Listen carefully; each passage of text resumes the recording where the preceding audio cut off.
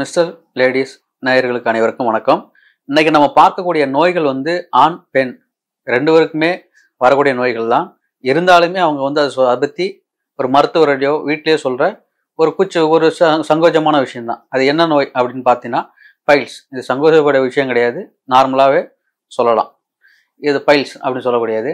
ஆசனவாய் பகுதியில் வர நோய்கள் எல்லாமே பைல்ஸா அப்படின்னு கேட்டிங்கன்னா பைல்ஸ் கிடையாது. சரிங்களா? அதில் வெவ்வேறு 3 பிரிவாக இருக்குது. ஒன்று ஆனல் ஃபிஷர்னு சொல்லக்கூடிய ஆசனவாய் பிளவு, அதுக்கப்புறம் ஹெமராய்ட்ஸ் சொல்லக்கூடிய மூலம். இது உள் மூலம், வெளி மூலம், இதுதான் மூலம், ஹெமராய்ட்ஸ் தான் மூலம்.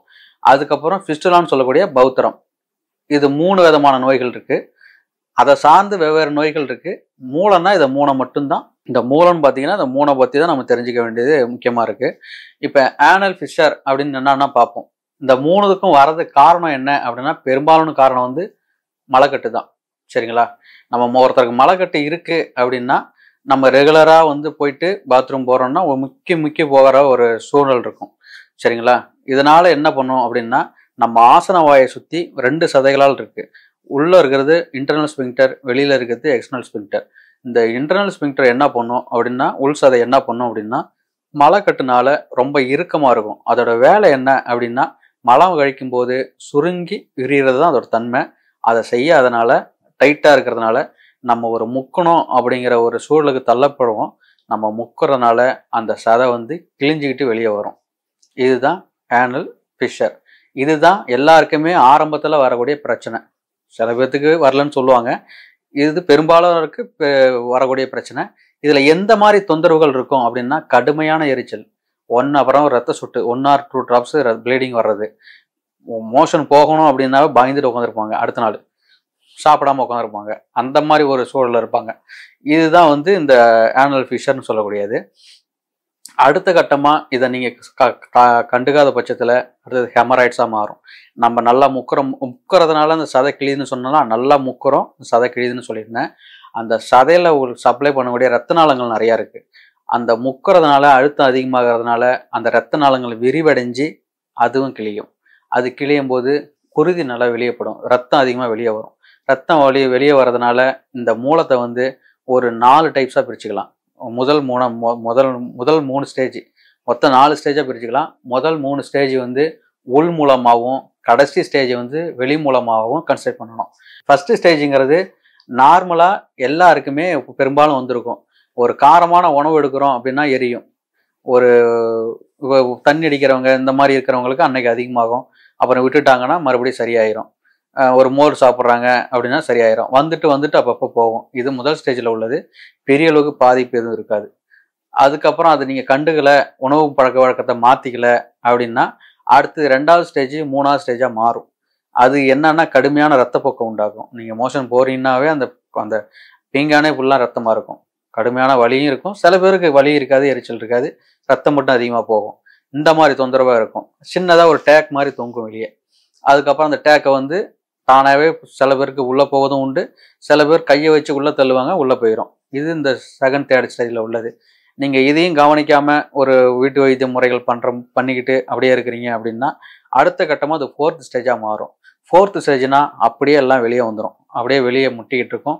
உள்ள தள்ளுனா போகாது, கடுமையான வலி. இந்த மாதிரி ஒரு சேரில் கூட உட்கார முடியாத ஒரு சூழல் தான் இருப்பாங்க. நடக்கும்போது காலை அதக்கி நடப்பாங்க. பெரும்பாலும் இங்கே வர பேஷண்ட்டு அப்படி தான் வராங்க. நீங்கள் முதல் ஸ்டேஜ்லேயே பார்த்துட்டீங்க அப்படின்னா அது ஒரு 3 நாள் மருத்துவம், 3 முதல் ஒரு 5 நாள் மருத்துவத்திலே முற்றிலுமாக சரியாகும். இந்த 4th ஸ்டேஜில் வரவங்களுக்கு ஒரு 10 நாள் 15 நாள் மருந்து எடுத்தாவே முற்றிலும் சரியாகும். இருந்தாலும் கடுமையான ஒரு அன்றாட வேலையை செய்ய முடியாத அளவுக்கு தான் போய் அதுக்கப்புறம் மருத்துவர் அணுகிறாங்க. அந்த நேரத்தில் ஒரு அலோபதி மருத்துவர்கிட்ட போனால் கண்டிப்பாக சர்ஜரி ஆப்ஷன் தான் சஜஸ்ட் பண்ணுவாங்க. சர்ஜரி மூல வியாதி பண்ணிவிட்டு மறுபடியும் 3 முறை 4 முறை ஆப்ரேஷன்ஸ் பண்ணி என்கிட்ட வந்தவங்க நிறையா நான் பார்த்துருக்குறேன். அதனால் அந்த அளவுக்கு இது பெரிய விஷயம் கிடையாது. இருக்கிறதுலையே ரொம்ப சுலபமாக சரி பண்ணக்கூடிய நோய்களில் முக்கியமான ஒன்று மூலம். இது நம்ம பயப்படுற அளவுக்கு எதுவுமே கிடையாது. மருத்துவ முறைகள் நான் இன்னைக்கு கொடுக்குறேன்னா அடுத்த வாரம் சரியாயிரும். 4வது ஸ்டேஜில் இருந்தாலும் கூட சொல்கிறேன். அதனால் இதுக்கு முக்கியமாக நம்ம பண்ணக்கூடியது உணவு பழக்க வழக்கம் தான். எந்த மாதிரி உணவு பழக்க வழக்கத்தை பார்க்கணுன்ட்டு நான் பின்னாடி சொல்கிறேன். அதுக்கப்புறம் ஃபிஸ்டுலான்னு சொல்லக்கூடிய பௌத்திரம்.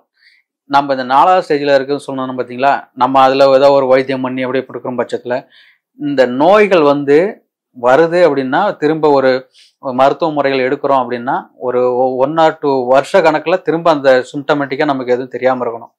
இது நம்ம மருத்துவ முறைகள் எடுக்கிறோம், ஆயின்மெண்ட் வெளியில் வெளிப்பூச்சா பூசுகிறோம், அந்த நேரத்தில் வீக்கம் குறையுது, இல்லாட்டி ஒரு ஒத்தடம் கொடுக்குறோம், அந்த நேரத்தில் குறையுது, மறுபடியும் மருத்துவ முறைகள் எடுக்கிறோம், அப்போ சரியாக இருக்குது. அப்படிங்கிற பட்சத்தில் அப்படியே இழுத்துக்கிட்டே வந்துச்சுன்னா தான் இந்த மாதிரி ஒன்றன் பின் ஒன்று தொடர்ந்து பிஸ்டுலா வரைக்கும் வர்றது. முறையான மருத்துவம் எந்த மருத்துவம் எடுத்தாலும் முற்றிலும் சரியாகும் வர அந்த மருத்துவத்தை கண்டினியூ பண்ணி நீங்கள் எடுத்தீங்கன்னா திரும்ப வராது. இந்த ஆனல் பிஸ்டுலா அப்படின்னா என்னன்னா, இப்போ நம்ம பைல்ஸ் பார்த்தோம், ரத்த நாளம் கிழிஞ்சு அதுலேருந்து ரத்தம் வருது, அது வந்து உள்ளே நம்ம துடைக்க முடியாதுல்ல, அதனால உள்ளுக்குள்ளே இன்ஃபெக்ஷன் ஆகும்.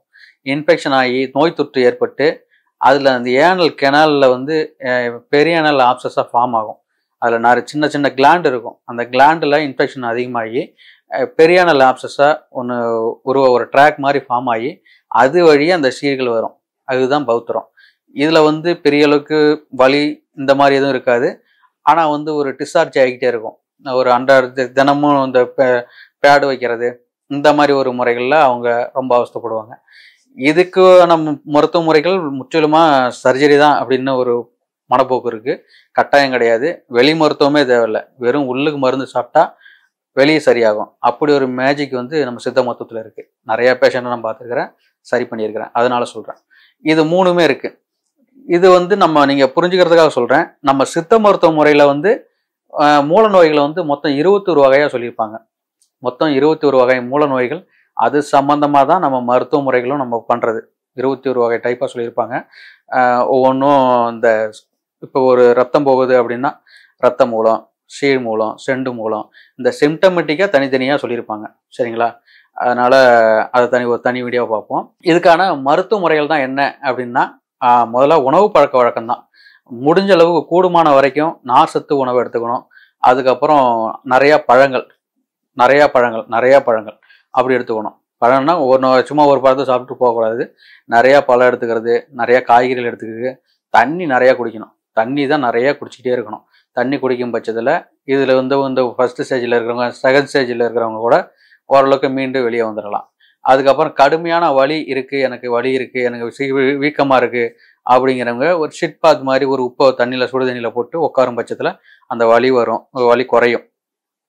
அப்புறம் துத்தி இலை கிடச்சிதுன்னா துத்தி இலை ஒரு நல்ல வாட்டி அதுக்கப்புறம் வெளியில் வச்சு கட்டுற பட்சத்தில் சரியாகும்.